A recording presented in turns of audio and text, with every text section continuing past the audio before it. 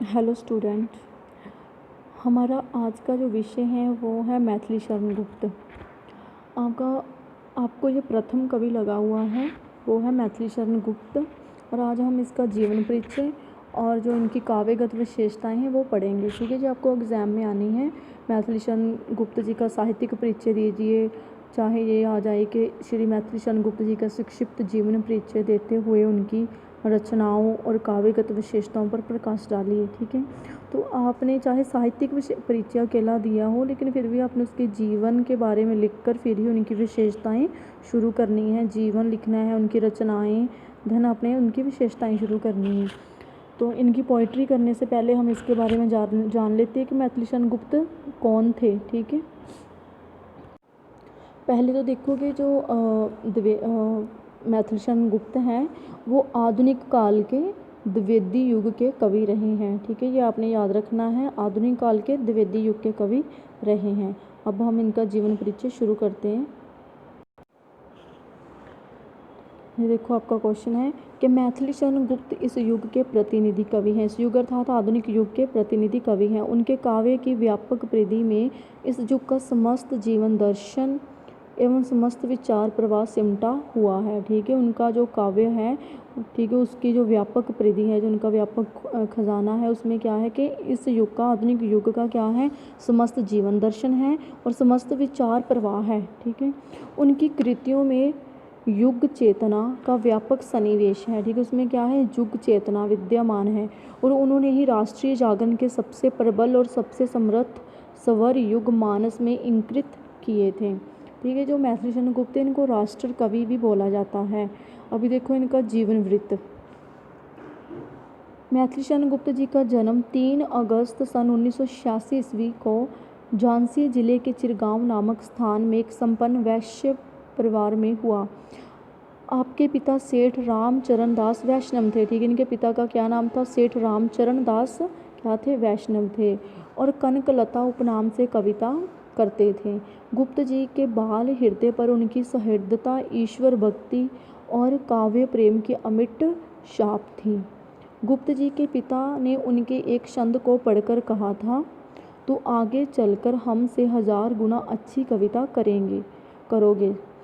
पिता का ये आशीर्वाद आगे चलकर अक्षरशः सत्य सिद्ध हुआ। ठीक है, क्या है कि उनको कहा गया कि उन्होंने एक छंद पढ़ा उनकी कविता का, तो उनके पिता ने कहा कि आप क्या है, आगे चलो हमसे भी 1000 गुना कविता अच्छी कविता करोगे। ये उनकी बात सत्य भी हुई।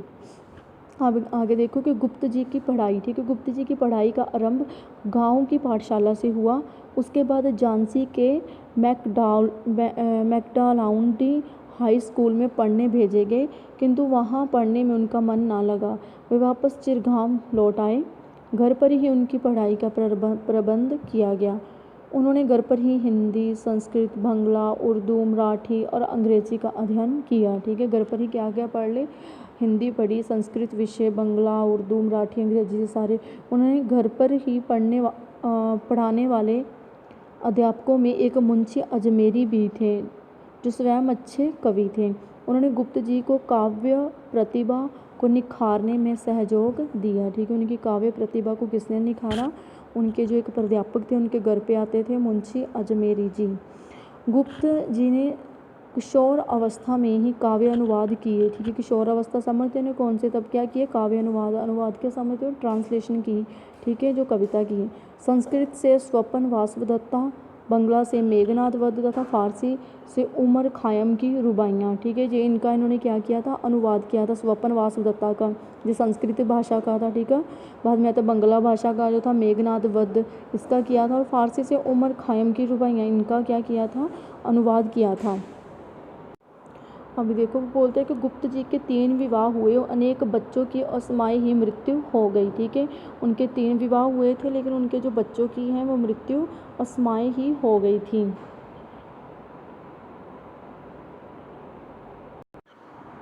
बोलते कि केवल उनका एक पुत्र उर्मिला चरण जीवित रहे, जो आजकल स्वतंत्र रूप से साहित्य सर्जन कर रहे हैं। ठीक है, उनका एक पुत्र जीवित है, क्या नाम है उसका, उर्मिला चरण, जो आजकल क्या है, साहित्य का सृजन कर रहे हैं।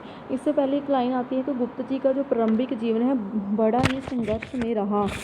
जब ये 17 वर्ष के थे तो इनके पिता का देहांत हो गया और अगले 2 वर्षों में इनकी माता भी चल बसी। देखो इनका जो जीवन था कितना संघर्ष में था कि जब इस 17 वर्ष के ही थे तो इनके पिता का देहांत हो गया, तो 2 वर्षों के बाद इनकी माता भी चली गई थी, ठीक है, चल बसी थी। और उनके जो छोटे चाचा है भगवान दास ने ही इनकी देखभाल की थी। आगे देखो वो बोल रहे हैं, गुप्त जी के काव्य की प्रतिष्ठा दिलाने में आचार्य महावीर प्रसाद द्विवेदी जी ने बहुत बड़ा हाथ है। वह गुप्त जी की कविताओं में संशोधन कर सरस्वती पत्रिका में प्रकाशित किया करते थे। साथ ही गुप्त जी को अच्छी कविता लिखने के लिए भी प्रेरित करते थे, ठीक है। क्या है कि इनको काव्य के क्षेत्र में जिन्होंने प्रतिष्ठा दिलाई उसमें सबसे बड़ा हाथ किसका था? आचार्य महावीर प्रसाद द्विवेदी का, ठीक है। तो क्योंकि ये द्विवेदी युग के कवि हैं इसीलिए, ठीक है। तो बोल रहा है कि वो जो गुप्त की जो कविताएं थी उनका संशोधन करते थे। संशोधन क्या, उनको अच्छी तरह से उनकी कांटी शांटी करते थे, जो चीज़ें नहीं चाहिए थी, ठीक है, वो सारी उससे निकाल देते थे और जो अच्छी अच्छी चीज़ें थी वो उसमें ऐड कर देते थे। तो ये क्या कि उसने सरस्वती पत्रिका में ये प्रकाशित करते थे अपनी सबसे पहले इनकी रचनाएँ किसमें प्रकाशित होती थी? सरस्वती पत्रिका में, जो जिसको कौन चलाते थे, जिसके संपादक थे आचार्य महावीर प्रसाद द्विवेदी। साथ ही गुप्त जी को अच्छी कविता लिखने के लिए भी इन्होंने प्रेरित किया था। अभी देखो बोलते हैं कि गुप्त जी महात्मा गांधी और उनके स्वतंत्रता आंदोलन से बहुत प्रभावित हुए। राष्ट्रीय आंदोलन में बढ़ चढ़ कर भी भाग लेने लगे और इसी संबंध में 2 बार उन्हें जेल भी जाना पड़ा, ठीक है। और राष्ट्रीय आंदोलन के लिए भाग लेते थे इसलिए उनको जेल भी जाना पड़ा था। स्वतंत्रता प्राप्ति के पश्चात ये 2 बार राज्यसभा के मनोनीत सदस्य भी रहे, ठीक है। स्वतंत्रता प्राप्ति के बाद, ठीक है, पश्चात अर्थात बाद ये क्या रहे? 2 बार राज्यसभा के सदस्य भी रहे थे। कब से कब तक? 1952 से 1964 तक रहे थे। सन 1948 ईस्वी में आगरा विश्वविद्यालय में इन्हें डी.लिट की उपाधि से सम्मानित किया। साकेत महाकाव्य पर इन्हें मंगला प्रसाद पुरस्कार भी प्रदान किया गया, ठीक है। ये आपको छोटे क्वेश्चनों में आ सकता है कि इनको कौन सी रचना पर कौन सा पुरस्कार मिला, तो आप लिख सकते हो साकेत पर मंगला प्रसाद पुरस्कार मिला, ठीक है। भारत सरकार ने भी इन्हें पद्म भूषण की उपाधि से सम्मानित किया था। जो भारत सरकार थी उन्होंने भी इनको कौन सी उपाधि दी थी? पद्म भूषण की उपाधि दी थी। गुप्त जी ने अपनी देशभक्ति के कारण राष्ट्र कवि के रूप में विख्यात हैं, ठीक है। ये आ गया ना, ये किस कवि के रूप में विख्यात है? राष्ट्र कवि के रूप में विख्यात है। क्यों? क्योंकि देशभक्ति इनमें थी इसीलिए। साहित्य जगत में जो दद्दा के नाम से प्रसिद्ध है, ठीक है। ये भी याद आपने रखनी नाम कि साहित्य जगत में इनको क्या नाम दिया गया था? दद्दा। आगे आता है कि सन 1964 ईस्वी में गुप्त जी हिंदी साहित्य को अनाथ कर परलोक सिधार गए, ठीक है। कब इनकी मृत्यु हुई थी? 1964 में। किंतु उनका साहित्य भारतीय संस्कृति को तथा उनको अमर बनाए रखेगा। आगे देखो इनकी रचनाएं, कौन कौन सी रचनाएं इन्होंने रची हैं, ठीक है। गुप्त जी का साहित्य बड़ा विशिष्ट, बड़ा विभिन्न है। उन्होंने साधारण गद्य में पद्य से लेकर, क्या है? साधारण गद्य से पद्य से लेकर उत्कृष्ट कलात्मक काव्य तक अनेक निबंध, कृतियाँ, गीत, मुक्तक, शैलियाँ, अनुदित सभी क्षेत्रों में लिखा है। तो इन्होंने सभी तरह की कृतियाँ, गीत, मुक्तक, मौलिक, अनुदित सभी क्षेत्रों में लिखा है। उनकी रचनाओं में युग और साहित्य की 40 वर्षों की चेतना का इतिहास सुरक्षित है। क्या है? युग और साहित्य के जो 40 वर्ष हैं उनका इतिहास इनमें सुरक्षित है। आगे आता है कि गुप्त जी ने लगभग 40 काव्य ग्रंथों का सृजन किया, जिन्हें रचनाओं के प्रतिपाद्य विषय के अनुसार निम्नलिखित 10 भागों में बांटा गया है। अब देखो इनकी पौराणिक रचनाएं कौन कौन सी थी? चंद्रहास, शकुंतला, तिलोत्तमा, शक्ति। नेक्स्ट आता है महाभारतकालीन रचनाएं, ठीक है। ये जो रचनाएं हैं प्रतिपाद्य विषय के अनुसार इनको बांटा गया है। आगे आती है जयंद्रित वध, सौरंद्री, बक्सहार, वन वैभव, नहुष। आगे आता है रामचरित प्रधान, ठीक है। राम के चरित्र। साकेत है पंचवटी, ये राम के चरित्र पर आधारित है। आगे कृष्ण चरित्र मूलक द्वापर आता है। बौद्ध संस्कृति मूलक अनग, यशोधरा आपको लगी हुई है, ठीक है। आगे हिंदू संस्कृति मूलक आता है हिंदू, विकट भट्ट, रंग में भंग, पत्रावली। नेक्स्ट आता है सिख संस्कृति के मूलक गुरुकुल, मुस्लिम संस्कृति के मूलक काबा, करबला। राष्ट्रीय, जातीय एवं सामाजिक स्वदेश संगीत, भारत भारती, वैतालिक, किसान, ठीक है। आगे विविध और अन्य हैं वो उसमें जंकार है, मंगल घाट। इसमें से आपको जो भारत भारती हैं उनकी भी एक आधी रचना लगी हुई हैं, ठीक है। ये थी उनकी रचनाएं। आगे हम उनकी देखते हैं काव्यगत विशेषताएं, ठीक है। गुप्त जी की रचनाओं में प्रतिपाद्य विषय से ये स्पष्ट है कि वह मूल्यतः भारतीय संस्कृति के कवि हैं। पुराने काल से लेकर आज तक बौद्ध, राजपूत, मुस्लिम, सिख आदि अपने जातीय रूपों के उपकूलों को स्पर्श करती हुई गंगा के पवित्र जल की तरह ये जो उनकी हमारी सांस्कृतिक धारा प्रवाहित हुई, गुप्त जी ने उसी से अपने काव्य क्षेत्र का अभिसिंचन किया। हमें मैथिली शरण गुप्त जी के काव्य में निम्नलिखित विशेषताएं देखने को मिलती हैं। पहला थी प्राचीनता और आधुनिकता का समन्वय। ठीक है, उन्होंने जो प्राचीन रचनाएं थी उनमें आधुनिकता का क्या किया है, समन्वय किया है। प्राचीन रचना को आधार बनाकर जो आधुनिक समस्या है उनका समाधान बताया है। ठीक है, ये देखो, युग की बदलती हुई परिस्थितियों के अनुरूप गुप्त जी ने भारतीय संस्कृति को एक नया रूप प्रदान किया। उन्होंने प्राचीनता और आधुनिकता का अपूर्व समन्वय किया है।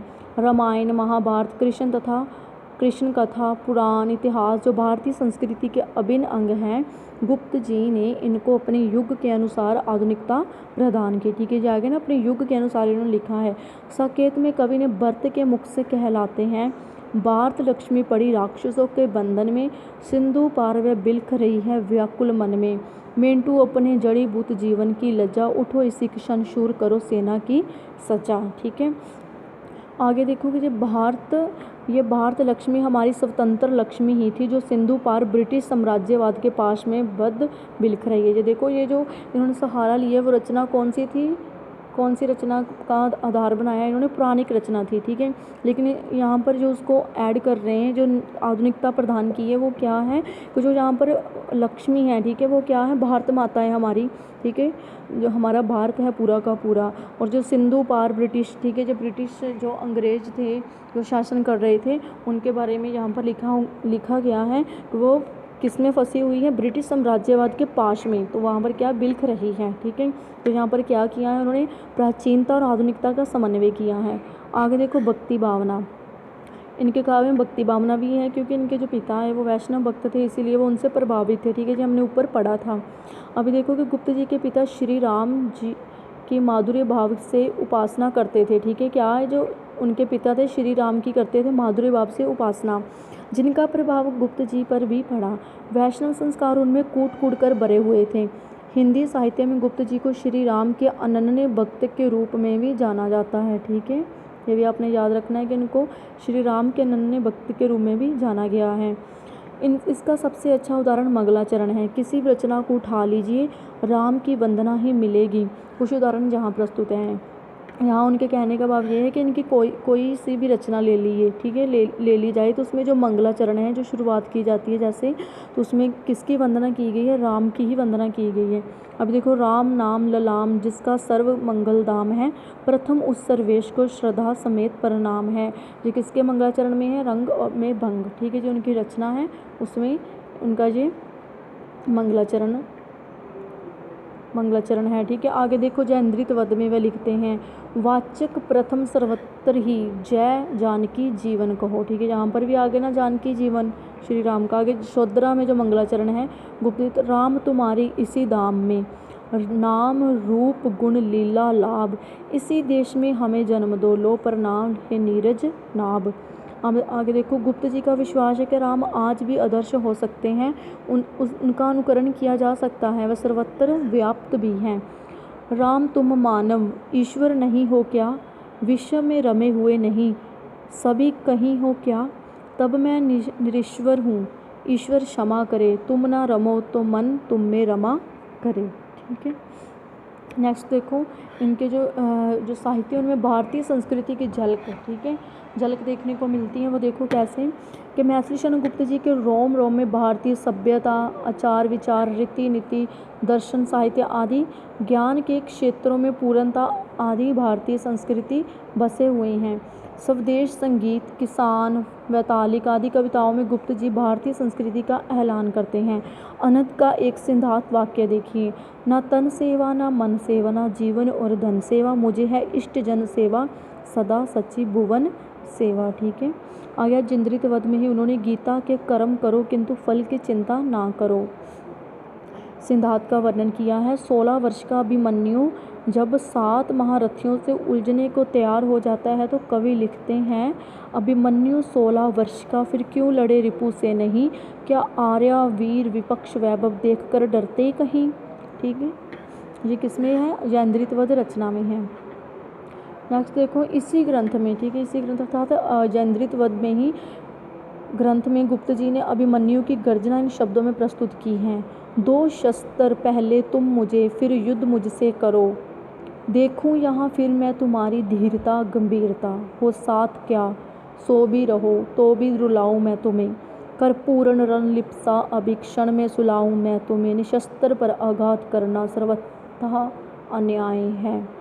और सुरपुर को चलते चलते भी वह पिता अर्जुन और मामा श्री कृष्ण को प्रणाम करना नहीं भूलते, जैसे साक्षात भारतीय वीरता अभिमन्यु में मूर्तिमान हो उठा हो। ठीक है, आगे आती है राष्ट्रीयता। इनको राष्ट्र कवि कहा जाता है, अर्थात इनके काव्य में खूब सारी राष्ट्रीयता भरी पड़ी है।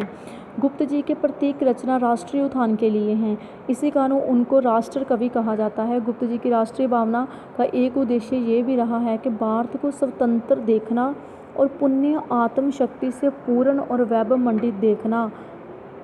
इसी कारण वे सभी को आशाप्रद संदेश देते हैं, सबकी नसों में पूर्वजों का पुण्य रक्त प्रवाह हो, गुणशील साहस बल तथा सब में बड़ा उत्साह हो। गुप्त जी की राष्ट्रीयता की कुछ विशेषताएं इस प्रकार हैं। देखो, अतीत गौरवगान, अभी देखो इन्होंने अतीत का गौरवगान किया है। वो देखो, गुप्त जी ने भारतीयों को अपने कर्तव्य के प्रति सजग करने के उद्देश्य से प्राचीन भारत के वैभव यश और संस्कृति का चित्रण किया है। भारत भारती में वे लिखते हैं, ये जो लगा हुआ है ना भारत भारती, ये आपको इसकी पोइट्री लगी हुई है। ठीक है, वो लिखते हैं, संपूर्ण देशों से अधिक किस देश का उत्कर्ष है, उसका के जो ऋषि भूमि है वह कौन, भारतवर्ष है। यह पुण्य भूमि प्रसिद्ध है, इसके निवासी आर्य हैं, विद्या कला कौशल्य सबके जो प्रथम आचार्य हैं। आ जाता है देशभक्ति। गुप्त जी की रचनाओं में प्रत्येक पात्र जन्मभूमि को ही स्वर्ग मानता है। ठीक है, इनका जो प्रत्येक पात्र है इनकी रचना का, वो क्या है, जन्मभूमि को क्या मानता है, स्वर्ग ही मानता है। चाहे साकेत के राम हो या सिद्धराज का जयसिंह या अनंग का बुद्ध, अपने देश से सभी को प्रेम है। रंग में भंग तक का कुंभ इस भावना से प्रेरित है ना कुछ चितौड़ जे बूंदी इसे अब मानिए, मातृभूमि पवित्र मेरी पूज्यनीय जानिए। एक स्थान पर कवि भारत भूमि की स्तुति करता प्रतीत होता है, हे भारत मेरे देश, बलिहारी तेरा वर वेश, बंधन में भी मुक्ति निवेश। नेक्स्ट देखो, नेक्स्ट इनका पार्ट आता है कर्तव्य भावना का उल्लेख। ठीक है, गुप्त जी ने केवल अधिकारों पर ही नहीं कर्तव्य पर भी ध्यान देने की प्रेरणा दी है। वे कहते हैं कि सौतवों के लिए लड़ना भी धर्म है, कौरव पांडवों के युद्ध का मूल कारण यही था। ठीक है, गुप्त जी मर्यादा के समर्थक हैं। पंचवटी का लक्ष्मण रात्रि में भी कुटी का पहरा देता है। उर्मिला भी पथि पथ का विघ्न नहीं बनना चाहती, यशोधरा को ये परिताप है। सिद्धि हेतु स्वामी गे ये गौरव की बात, पर चोरी चोरी गे ये बड़ा व्यज्ञात। ठीक है, यशोधरा आपको लगी हुई है, उसमें पता चलेगा कि वो ये किस बारे में है सारी की सारी। नेक्स्ट देखें, आगे है कि इनके काव्य की जो सबसे बड़ी विशेषता वह है उपेक्षित पात्रों का चित्रण। ठीक है, इन्होंने जो उपेक्षित पात्र हैं उनका चित्रण किया है। उपेक्षित होते जो जिनको नेग्लेक्ट किया गया था, जिनकी ओर देखा ही नहीं गया था, उनको मैथिली चंद्रगुप्त ने पकड़ा है। ठीक है, उन पात्रों को। अभी देखो कि गुरुदेव रविंद्रनाथ ठाकुर के प्रभाव के अंतर्गत गुप्त जी ने कवियों और इतिहास द्वारा उपेक्षित पात्रों को अपने काव्य में स्थान देकर उन पात्रों के साथ किए गए अन्याय की ओर सबका ध्यान आकृष्ट किया है। साकेत में उर्मिला, ठीक है, अभी उर्मिला देखो लक्ष्मण की पत्नी थी, इसके बारे में किसी ने कुछ भी नहीं लिखा। ठीक है, तो इन्होंने लिखा है यहाँ पर ये कि जिनकी ओर किसी ने ध्यान नहीं दिया था, उपेक्षित पात्र, ठीक है, वो जिनको नेग्लेक्ट ही कर दिया था उनको इन्होंने लिखा है। ठीक है, उनका चित्रण किया है। साकेत में उर्मिला आ जाती है, यशोधरा में यशोधरा है, विष्णुप्रिया में विष्णुप्रिया है, जो कौन थी, चैतन्य महाप्रभु की पत्नी थी। साकेत में ही कई आदि के चरित्रों का उद्घाटन करके इन पात्रों के प्रति समाज की सहानुभूति जागृत की है। रामचरितमानस में जो कई हमारी घृणा की पात्रा थी, साकेत में वही हमारी सहानुभूति की पात्रा बन जाती हैं। उन्होंने राम सहित सारी सभा से भी ये कहलवाया है, 100 बार धन्य व एक लाल की माई, जिस जननी ने है जना बरत सा भाई। आगे देखो प्रकृति चित्रण, इनके काव्य में प्रकृति चित्रण भी देखने को मिलता है कि प्रकृति गुप्त जी के काव्य की सहचरी बनकर आई है। ठीक है, कहीं वह उसके साथ हंसी हैं तो कहीं रोई हैं, कहीं उसके माध्यम से ही काव्य की भाव चेतना अभिव्यक्त हुई है। ठीक है, प्रकृति चित्रण अर्थात कि जिस प्रकार कवि की भावना थी, अगर ठीक है वो खुश थे या हंसी वाली भावना थी तो उन्होंने प्रकृति का चित्रण किस प्रकार से किया है, हंसी के रूप में किया है।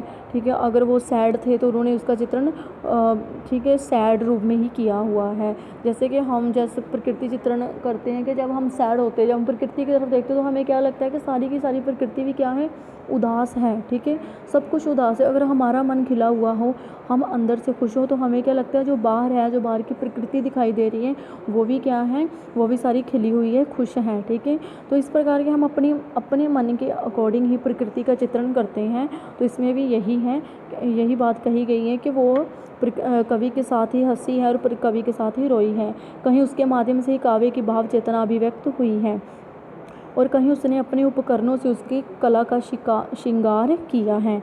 गुप्त जी के काव्य में विशेषकर पंचवटी और संकेत में प्रकृति की सुषमा बिखरी पड़ी है। पंचवटी के निम्न पंक्तियों में देखिए प्रकृति के मनोरम रूप का कैसा आह्लादपूर्ण नैसर्गिक चित्रण हुआ है।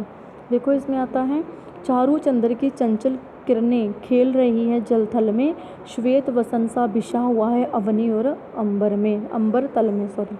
आ जाता है लास्ट में हम निष्कर्ष जरूर लिखते हैं। ठीक है, जैसे हमने पिछले में भी जो हमने पीछे साहित्य पढ़ा था पिछले साल, उसमें भी हमने कवियों की जब काव्यगत विशेषताएं करते हैं तो हम उसमें लास्ट में निष्कर्ष उसका कंक्लूजन जरूर करते हैं। तो अब हम इसका कंक्लूजन देख लेते हैं कि निष्कर्षों में गुप्त जी के काव्यों को अपने देश की मिट्टी से इतना प्यार है कि वह किसी भी दशा में उसे त्यागने के लिए तैयार नहीं है।